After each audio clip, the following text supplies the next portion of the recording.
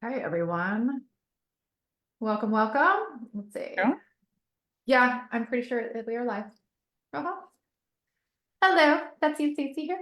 It's our Thursday little get together, and we are gonna go through two of the most common things that damage your metabolism, two daily routines that we find that people are doing kind of all the time. Like, because we talk to a lot of women and who are in struggle with their weight, with their metabolism. So two of the most common ones, but here's the deal. These two things, most people don't know are bad and they think are actually good for them. Okay. So we're going to go through that and make sure that you're uber clear of not only what they are, but why they are sabotaging your metabolism and putting you backwards in this journey that you're trying so hard to do. So it brings, You just have it at speaker view if you want to change it into side by side. It's up to you. No, let's we're side by side. thank you. Yeah. Yeah, now you can see Stacy too. I don't want them to see just me. There, now we're side by side. There we go. Yeah, you're like giant on Facebook. Okay. Here I am. Anyway. Especially my pro today. Uh-huh. So everyone, I'm gonna dive into this, but just so I don't forget, our summer sale is ending like pronto. Okay. Tomorrow. It's tomorrow's the last day, and we always would like extend it just a tad if you can't find room on our schedule. But the deal is you got to get on our schedule so that we can talk to you and find out if you're fit and if you are fit and if you really want to join and you want the summer deal, which is an extra bonus month in our program this summer and 200 off, which is we never do. You know, summer's just a busy time and we want to be able to accommodate everyone's busy schedules. So it is ending really soon. So I just want Tomorrow. Yeah. crazy. So make sure to see, get in our schedule. Stacy will add a link where you can get in. And if it's not available, because I really don't know how much we have left tomorrow. And in fact, I don't know if any. So just do as early as you can next week. Okay. And then let us know on the call that you definitely want to take advantage of it and that you heard us talking about it. Okay, so let's talk metabolism because this is what we do. Our program's called Metabolism Mojo. And so this is right for you, as in like what we're talking about, what we do in general. If you think you have a slow metabolism, if you've tried a lot of diets, if you are researching all the time because you're like, I gotta figure this out. Why am I always in a state of struggle?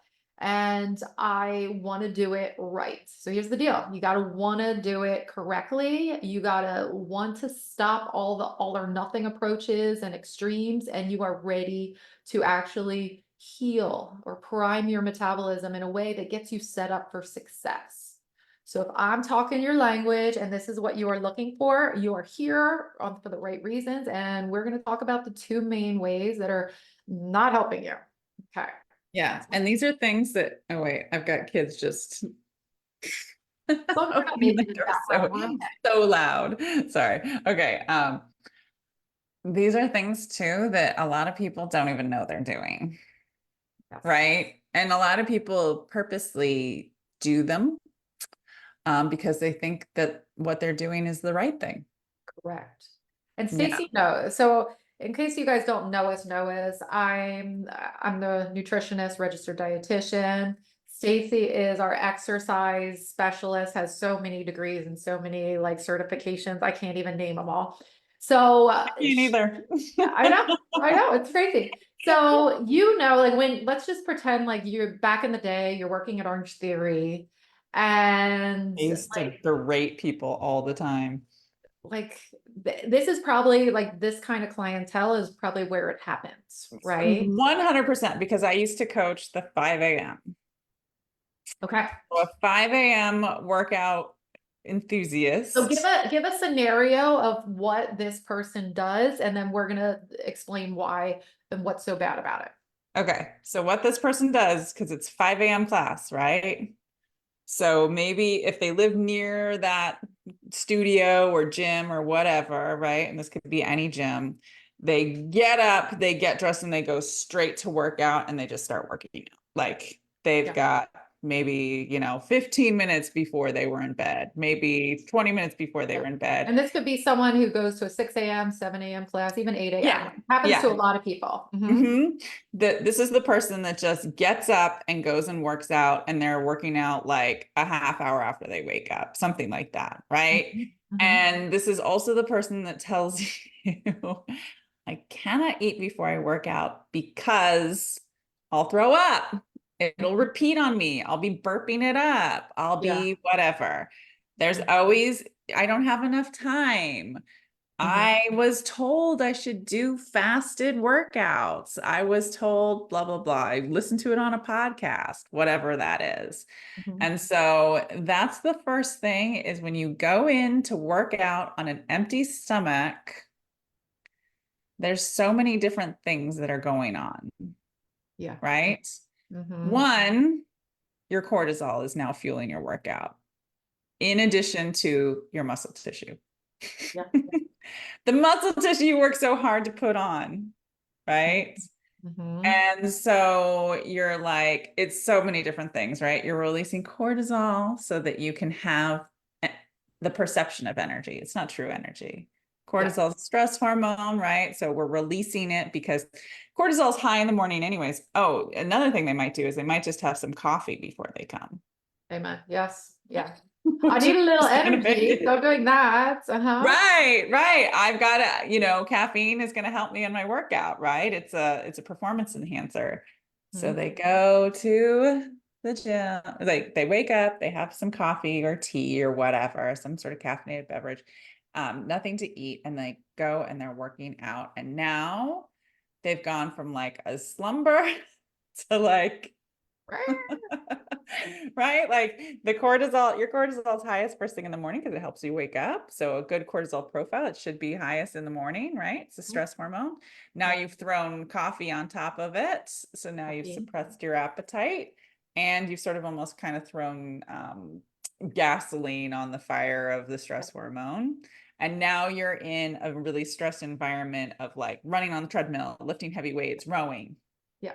And something like Orange Theory, not that we're against it, because I mean, like No. it has some definite perks to it.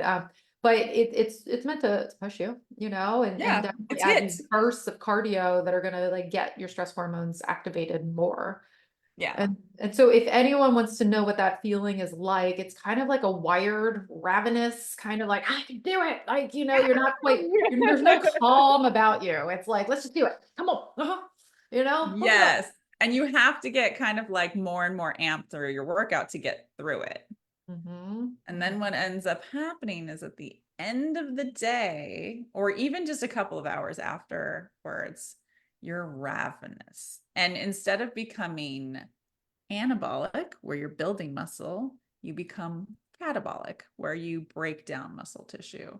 Yeah. And I mean, the whole point of working out, I mean, not the whole point, but a big part of it is let's build some muscle tissue, right? Because Yeah. that's going to be more metabolically active. It's going to look better, Yeah. like all of these different things. And So and it, make it it throws stronger. you mentioned the stress hormone. So another reason why people want to work out is because they want to lose weight. They want to be really fit and they want to lean down. And so if you're like you mentioned, the cortisol gets on high, and then your cortisol profile all day is messed up because of it. And so when that happens, you'll tend to keep weight on. You won't lose the weight.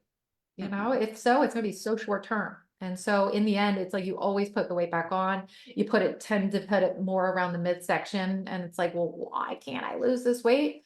This is a big reason why.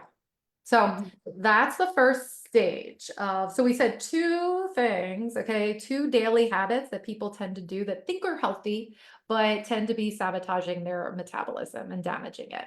So Yeah. one is that we just talked about is that you wake up, maybe have coffee or have nothing, and you work out on an empty belly. And Yeah. then what happens after that, Stace? That's the problem. Well, I am on a high. I haven't eaten. I've had my coffee. I've had my high intensity interval training. And now I got to get to work. So I am going to take a shower. I'm going to get dressed and go to work and get started because I didn't allow enough time. And I'm not hungry now because I had that like coffee. That coffee I held had me my for a good coffee another and 2 I hours. had my workout, so I don't really need to eat. Plus, my motivation and my willpower is the highest in the morning, so I don't need to eat. And Yeah. Yeah. I'm intermittent fasting, Mhm. right? And your time period right after you work out, like that 30 minutes to, it's really in the first 30 minutes. I mean, if you go an hour, it's you're still kind of in the clear, but it's the first 30 to 45 minutes is when It your is. body wants to have food so that it can become, again, anabolic build from that workout. And if it Mhm. doesn't get fuel, it's going to, again, degrade the muscle tissue. Yeah. So, Yeah. yeah.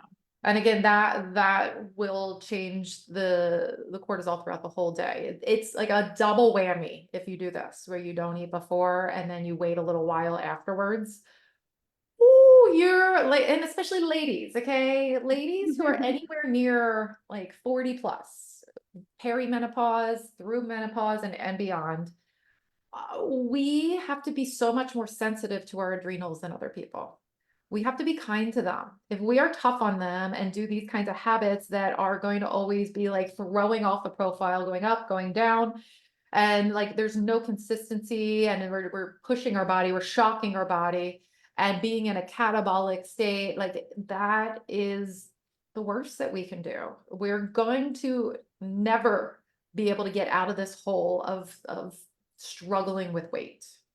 And the And cravings that kick in oh, after that. those are the days, if you do that, it's like midday on, you definitely cravings are going to be out of control that day. You just can't get enough food. Can't, and then you're looking for, what you're looking for is, because your blood sugar is tanked.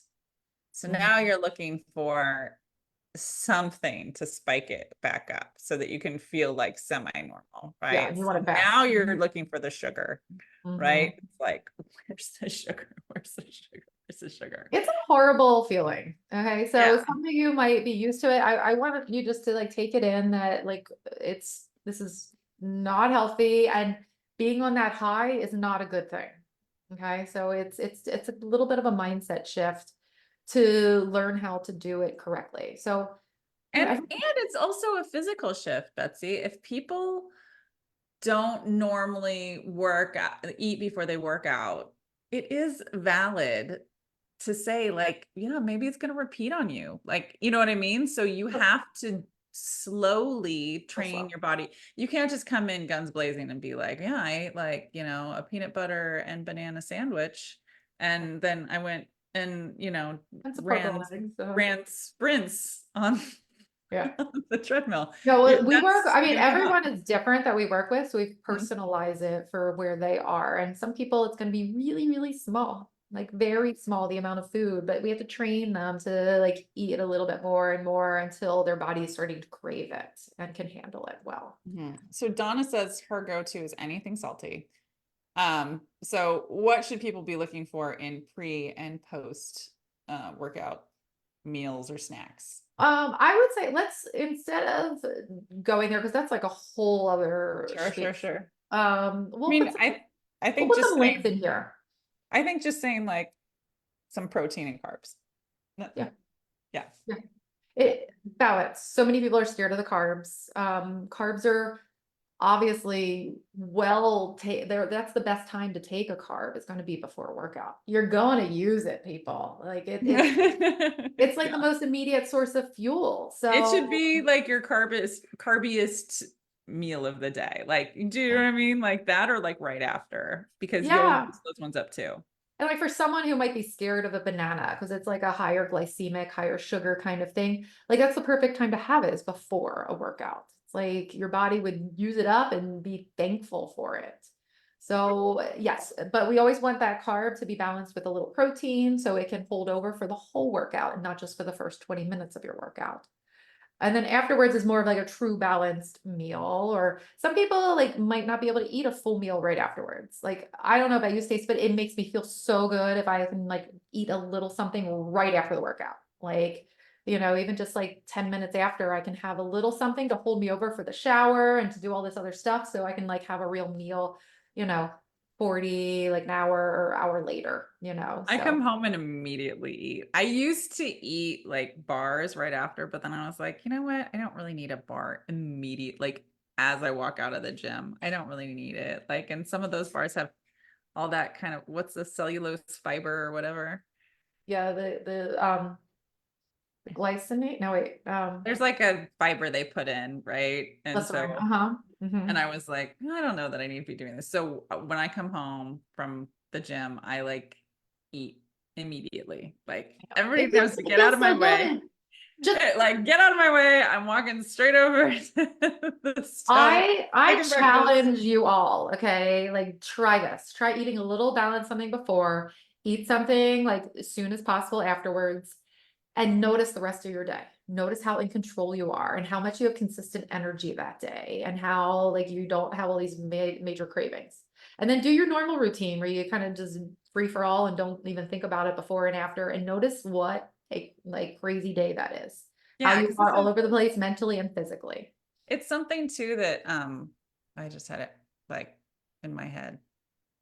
It's something, oh my God, it just went out I love suddenly. it. So I want to wrap up. So we all get brain fire. So I want to wrap up with, just imagine what it's like to understand how your metabolism really works. Not these like cuckoo ideas that people have of like shocking it, of depriving your metabolism, and to like always being like in this tough, stressful place. I want you to think about how like it would feel and to know and to understand how the metabolism works and how to nurture it back to life and to like live more of an anti-aging life that's like really like feels good. And Yeah, I also because want Betsy you and I are to, both 85. I know, we look good. That'd be crazy. We look pretty good. Now I Uh, remembered what I was gonna say. If you don't eat the snack and you were talking about energy, this is like when people have to nap like mid-afternoon and stuff. Like, that sort of thing. It's I'm like because you've exhausted. had so many blood sugar disturbances in the morning, like you dipped and then you spiked and then it'll dip again and then now it's Yeah. nap time. So, Yep. That will happen. Yeah. mm, So just imagine understanding how the metabolism works. Like imagine like learning like how to fuel your body in a way that sets you up for success forever and that you never have to be in this world of mental like drama with dieting and struggling. And someone, I just got off a phone consultation with someone and they talk about like how they vilify food. I was like, that's a cool term. Like, cause it's like you either have a good day or you have a bad day, and it's like all or nothing always. And life is just yeah. like It's not like in, every minute of every day has to be judged. yeah, You have to yeah, pass judgment over like not only the food is being judged, but your intake or not is being judged, which then means you're judging yourself all day. Ooh, that's fun. oh, I can't imagine that that would spike your I cortisol know, at I all. know, Like if exactly. just all day you just judge yourself, sounds like fun. Yeah. So the big deal is we want to work with people who are on this level.